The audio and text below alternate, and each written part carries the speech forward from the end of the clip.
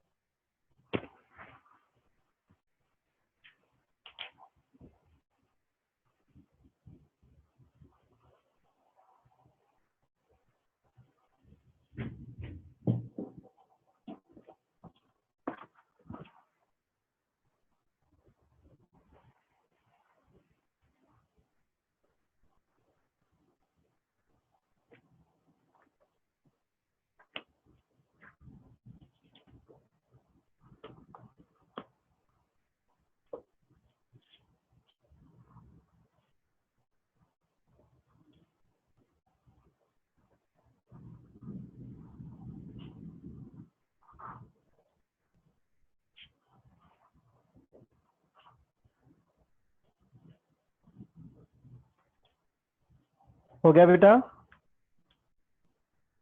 Yes sir. ठीक है। अब डिफरेंशिएशन अभी नहीं आया, अभी तो ये सिर्फ क्या आया, हमारा नेचर आया उसका, फंक्शन का। ठीक है, ये हमने नेचर डिस्कस करा, किस तरीके से क्या फंक्शन होते हैं, इंक्रीजिंग डिक्रीजिंग कब कहलाएंगे, बढ़ती चले, वैल्यू बढ़ाने के साथ फंक्शन की वैल्यू यानी आंसर भी बढ़ता चला जाए तो फंक्शन इंक्रीजिंग कहलाता है, वैल्यू बढ़ाने के साथ फंक्शन की वैल्यू कम होती चली जाए तो वो डिक्रीजिंग कहलाता है। ठीक है, तो अब हम देखते हैं कि डिफरेंशिएशन से कैसे पता चलेगा, मीन्स हाउ, बिना हम ग्राफ बनाए, बिना ये सब देखे डिफरेंशिएशन से कैसे पता चलेगा, तो उसका कॉन्सेप्ट है, यहाँ पर हम कॉन्सेप्ट डिस्कस करेंगे कि क्या कॉन्सेप्ट है। कॉन्सेप्ट एक्चुअली पहला फर्स्ट पार्ट, ठीक है, अगर डेरिवेटिव ठीक है, कैसा आया हमारा डेरिवेटिव, हमारा ग्रेटर देन 0 आया तो फंक्शन इंक्रीजिंग होगा। कैसा होगा फंक्शन?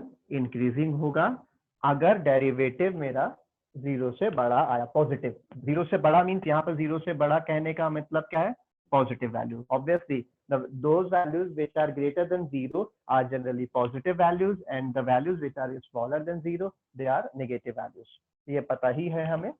सेकेंड पार्ट, अगर 0 भी इंक्लूडेड है, अगर 0 भी इंक्लूडेड है, दोनों में फर्क है, यहाँ पे 0 इंक्लूडेड नहीं है, यहाँ पे 0 इंक्लूडेड है, तो इसमें एक टर्म और आ जाती है, वो टर्म है हमारी स्ट्रिक्टली, वो टर्म है हमारी स्ट्रिक्टली। ठीक, तो वो टर्म आएगी, इनफैक्ट इसके साथ आएगी, ये होगा हमारा स्ट्रिक्टली इंक्रीजिंग। अभी कॉन्सेप्ट चल रहा है, ठीक है, तो आपको बताया जा रहा है, जैसे हमने कंटिन्यूटी में थ्योरम डिस्कस की थी, फिर जब उनको किया था क्वेश्चंस को तब ज्यादा समझ आया था। इसी तरीके से अभी सिर्फ कॉन्सेप्ट है, फिर क्वेश्चंस करेंगे तो ज्यादा क्लियर होगा। ठीक, दूसरा चीज डिक्रीजिंग, ऑब्वियसली डिक्रीजिंग में क्या होगा? निगेटिव आएगा। अगर F dash x smaller than 0 हुआ तो स्ट्रिक्टली डिक्रीजिंग कहलाएगा। एसटी लिख दिया इस बार मैंने, एसटी स्टैंड्स फॉर स्ट्रिक्टली, और ये डिक्रीजिंग। और अगर मैंने 0 भी इंक्लूड किया, अगर मैंने क्या किया, 0 भी इंक्लूड किया है उसमें, तो सिर्फ डिक्रीजिंग कहूंगा मैं। क्या कहूंगा? सिर्फ डिक्रीजिंग। अब ये डिपेंड कर रहा है कि क्वेश्चन में क्या पूछा है या आप आंसर कैसे दे रहे हैं। मान क्वेश्चन में अगर उसने स्ट्रिक्टली वर्ड यूज किया होगा तो आप ये वाला कॉन्सेप्ट लगाएंगे, मींस 0 इंक्लूड नहीं करेंगे। कैसे होगा वो अभी हम देख लेते हैं, क्वेश्चन से देखेंगे। लेकिन अगर 0 इंक्लूड हो रखा होगा तो स्ट्रिक्टली वर्ड नहीं लगता है, दोनों ही केस में। यहाँ भी स्ट्रिक्टली तभी लगा है जब 0 इंक्लूड नहीं है, तो अगर 0 इंक्लूड कर रहे हैं तो स्ट्रिक्टली वर्ड नहीं लगाएंगे। ठीक है, स्ट्रिक्टली मींस जीरो इंक्लूड होगा देन आप उसमें स्ट्रिक्टली वर्ड नहीं लगाएंगे, इस चीज का ध्यान रखेंगे। तो ये है हमारा कॉन्सेप्ट किसके लिए, इंक्रीजिंग डिक्रीजिंग फंक्शंस के लिए। अब हम क्वेश्चन से देखते हैं, उसका नेचर निकालते हैं कि कैसा होगा। मान लीजिए मैंने एक फंक्शन लिया and y is equals to 5 equals to x ले लेता हूँ, ठीक है। अब मुझे पता करना है ये फंक्शन इंक्रीजिंग है या डिक्रीजिंग है। तो सबसे पहले मैंने क्या किया, इसका डिफरेंशिएशन किया, कॉन्सेप्ट में है first of all you need to find out the differentiation. Positive आएगा तो आप इंक्रीजिंग बोल देंगे, दोनों में ही, ये पहला वाले में दोनों पोर्शन में है पॉजिटिव, ये भी पॉजिटिव है ये भी पॉजिटिव है, तो दोनों जगह इंक्रीजिंग बोला है। और अगर निगेटिव होगा, दोनों में निगेटिव है तो डिक्रीजिंग है, स्ट्रिक्टली वर्ड बात की बात हो जाएगी। तो अब यहाँ पे मैं इसका डिफरेंशिएशन निकालता हूँ dy over dx and the differentiation of x is always 1। तो अब as dy over dx का मतलब क्या हुआ, f dash x, dy over dx का मतलब क्या हुआ हमारा, f dash x ही तो हुआ। तो हमारा f dash x कैसा निकल कर आया, ग्रेटर देन 0। तो आप बताइए फंक्शन का नेचर कैसा होगा, the given function is strictly increasing, क्योंकि वो कैसा नेचर रख रहा है, यहाँ वाला पहले वाले पोर्शन में जा रहा है। देखो आपका वैल्यू कैसी है, 0 से बड़ी यानी पॉजिटिव है, तो dy over dx यानी f dash x is greater than 0। यहाँ पे हमारी वैल्यू कैसी, ग्रेटर देन 0। तो इसका मतलब फंक्शन कैसा होगा, फंक्शन इज स्ट्रिक्टली इंक्रीजिंग। इसका ग्राफ से भी मैं समझ सकता हूँ, ग्राफ इसका मैंने जानबूझ के फंक्शन ऐसा लिया जिसका ग्राफ मैं बना सकता हूँ इजीली, वरना हर किसी का तो ग्राफ नहीं बना सकते हैं हम लोग, वो कुछ है ही नहीं सिलेबस में। इसको समझने के लिए ग्राफ नहीं है, नहीं बनाना है, सिर्फ समझा रहा हूँ। y is equal to x बचपन से बनाते चले आ रहे हैं, ये रहेगी लाइन, इस तरीके से y is equal to x चलता है। तो फंक्शन देखिए कैसा है, इंक्रीजिंग है नहीं है। तो हमने जब डिफरेंशिएट करा हमें वही मिलेगा जो उसके नेचर में होगा। अगर वो निगेटिव होगा तो डिक्रीज करता, अगर ये पॉजिटिव आया यानी कि इंक्रीज कर रहा है। तो ये इसका बेसिक है, जनरल चीज है। हमने कोई फंक्शन लिया उसको हमें पता करना है कि इंक्रीजिंग है या डिक्रीजिंग, हमने डिफरेंशिएट करा और वैल्यू निकाल दी। इतना समझ आया बेटा, हल्के हल्के चीजें और एड ऑन होती चली जाएंगी। Is it clear to all बेटा?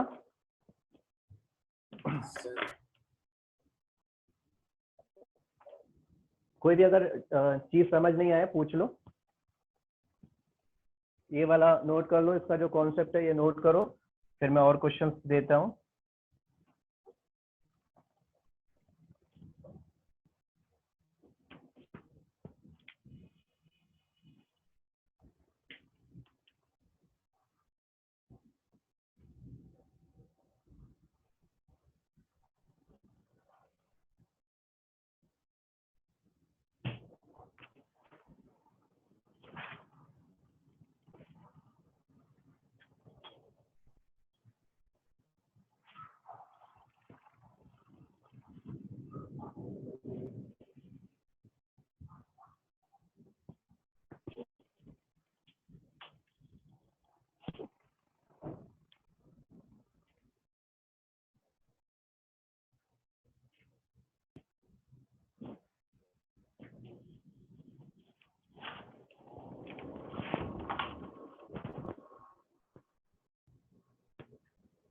दोनों नोट कर लो बेटा।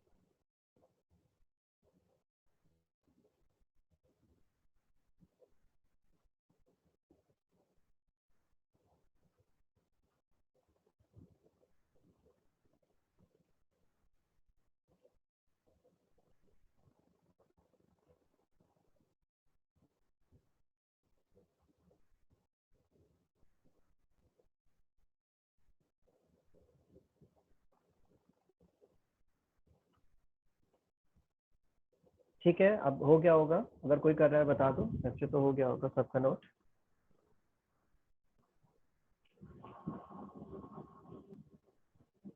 अब देखिए दूसरा हम क्वेश्चन लेते हैं, जिससे आपका और एक और कॉन्सेप्ट क्लियर होगा। हमने लिया y is equal to x square, ठीक है। अब फंक्शन हमने लिया y is equal to x square. इसका मैं पहले ग्राफ बना देता हूँ। पैराबोला है आपका ये y is equal to x square. बताइए कौन से शेप का पैराबोला बनेगा? 10th में, सॉरी 11th में पढ़ा होगा। पैराबोला है, हिंट दे दिया। अब बताइए कौन से शेप का? बहुत सारे शेप होते हैं, यू सी और अपवर्ड, डाउनवर्ड, लेफ्ट राइट, कौन सा बताइए? You upward. कौन सा शेप? U shape. चलो आपने यू शेप बोला तो हमने यू शेप बना दिया, ठीक है। ये हमारा यू शेप्ड पैराबोला बन गया। y is equal to x square, which means y is equal to नहीं, हाँ, y is equal to x square, ये हमारा बन गया, ठीक है, यू शेप बना। अब इसको जरा, मतलब इसका ग्राफ आपको पता होना चाहिए। इसका ग्राफ क्या है? इसका ग्राफ क्या चीज है? ग्राफ समझना मतलब आप जब बनाते थे ना पैराबोला, ऐसे बनाते थे, इस तरीके से, लेकिन असल में ये इस तरीके से नहीं होता है, ऐसे होता ओपन। मतलब वैल्यूज जो होती हैं जनरली हम लोग फटाफट जो बना देते थे या बना देते हैं, आप इस तरीके से ऐसे बना देते हो यू, ठीक है। मतलब ऐसा लगता है कि वो इस तरीके से स्ट्रेट चलता चला जा रहा है, बट ऐसे स्ट्रेट नहीं होता बेटा। वो क्या होता है? ओपन होता है, मीन्स वो खुलता चला जाता है। कैसे खुलता है? देखो, x का वैल्यू लगाया 1 तो y क्या मिलेगा? 1 मिलेगा। 1 पे 1 मिलेगा। 2 पे कितना मिलेगा? 4। y x का वैल्यू 2 लगाऊंगा तो y 4, तो 2 पे 4 मिलेगा। लेकिन 3 पे कितना मिलेगा? 3 लगाऊंगा तो 3 का स्क्वायर हो गया 9, ऊपर भागेगी। अब मैंने 4 लगाया तो 4 पे मिलेगा 9 के बाद। मैं तो यहाँ पे 1 2 3 4 चल रहा हूँ, ऊपर 9 का मतलब एकदम से ऊपर भागेगा। 4 लगाऊंगा तो मिलेगा 16, मतलब 3 पे 9 मिला और 4 पे मिला 16, तो वैल्यू भागती चली जाएगी। Means the shape will be like this, open हो रहा होगा, इस तरीके से बढ़ता चला जाएगा। तो इस तरीके का शेप होता है। फिलहाल इस तरीके से यू शेप एक्चुअल है, वो ओपन रहता है, ठीक है। अब इसका नेचर अगर मैं डिस्कस करूं according to the concept of the increasing and decreasing function, whether it is your increasing or decreasing function, is it your increasing or a decreasing function? Increasing.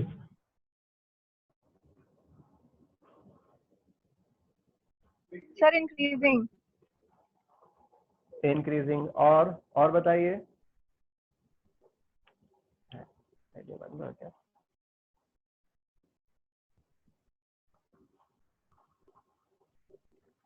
और लोग सजेस्ट कीजिए भैया, इंक्रीजिंग है decreasing है, कैसा है?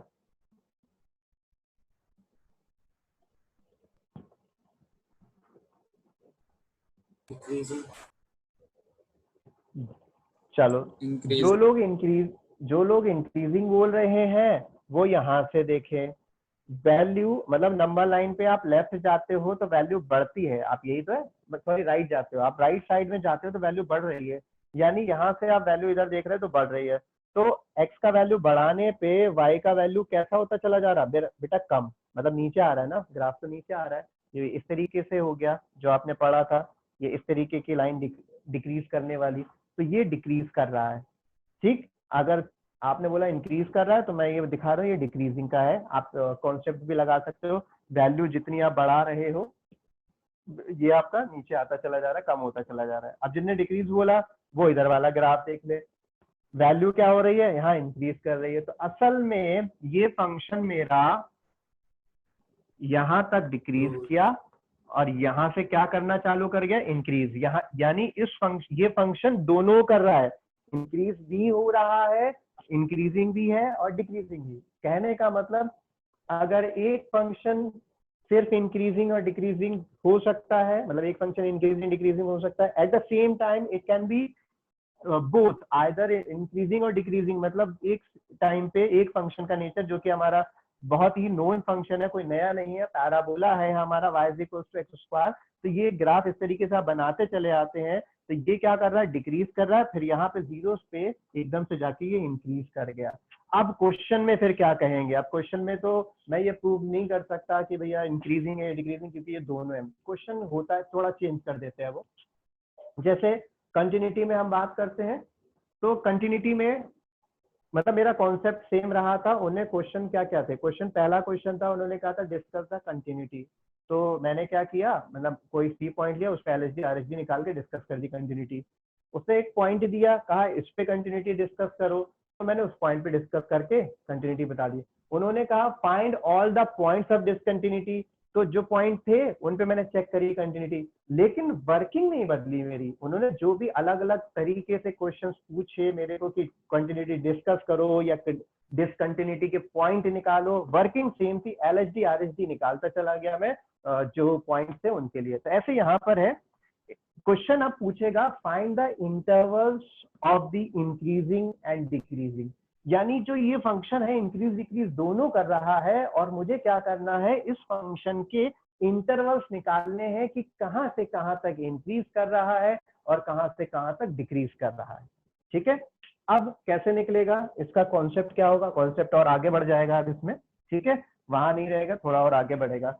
सबसे पहला काम होता है आपको क्रिटिकल पॉइंट निकालना। The first thing that you have to do in the case when you are having, मतलब मेरे को नहीं पता, मतलब मेरे को एक नया फंक्शन दिया है जिसका मुझे ग्राफ भी नहीं पता कि ये तो एक नोन फंक्शन है, एक अननोन फंक्शन है। मान लो x cube plus x square plus 2x, इस तरीके से कोई एक पॉलिनोमियल दे रखा है, वो मुझे उसका ग्राफ नहीं पता, मुझे नहीं पता इंक्रीज कर रहा है डिक्रीज कर रहा है, या 10 बार इंक्रीज कर रहा है 10 बार डिक्रीज कर रहा है, तो फिर क्या किया जाएगा? उसमें आप क्या करेंगे, आप फंक्शन लेंगे और उस फंक्शन का निकालेंगे क्रिटिकल पॉइंट। अब क्रिटिकल पॉइंट्स क्या होते हैं?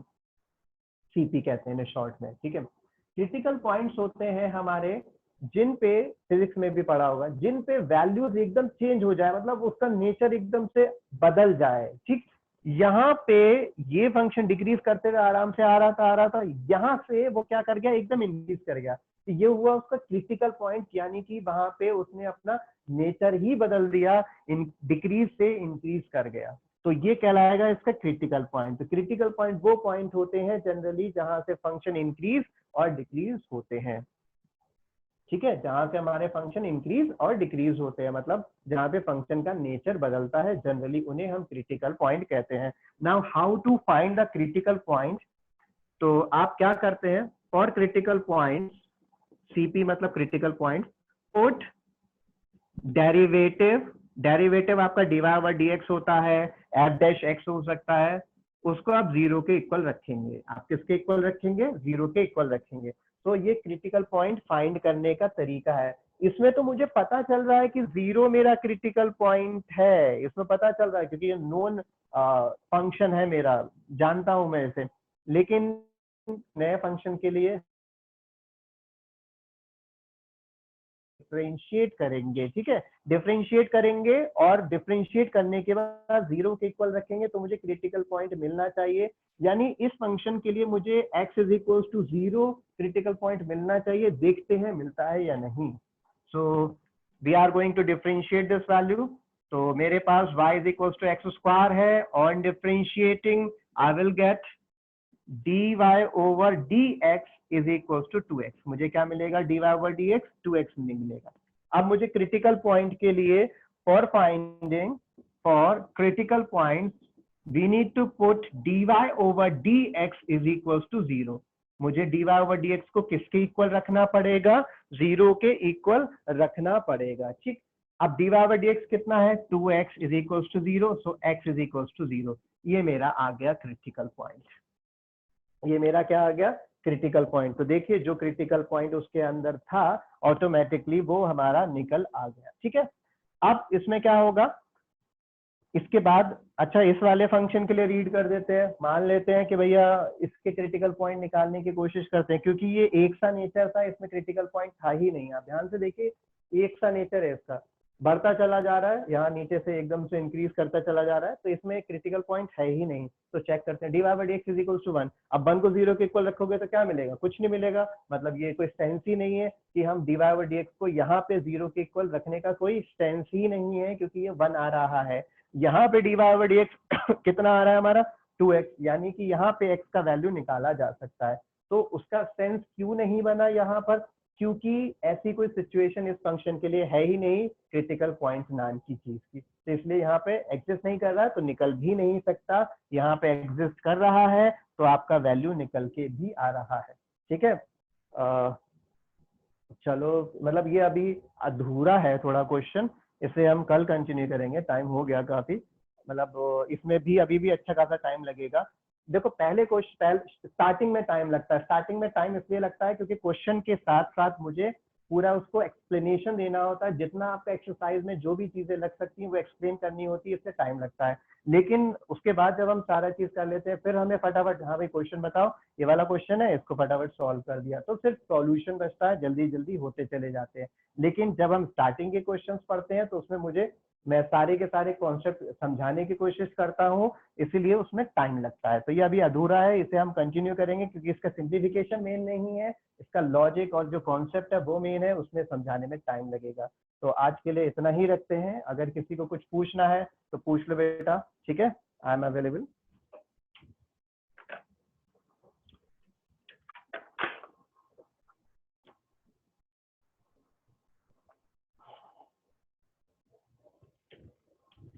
किसी को पूछना हो कुछ बता दो बेटा, वरना आज इतना ही रहते हैं।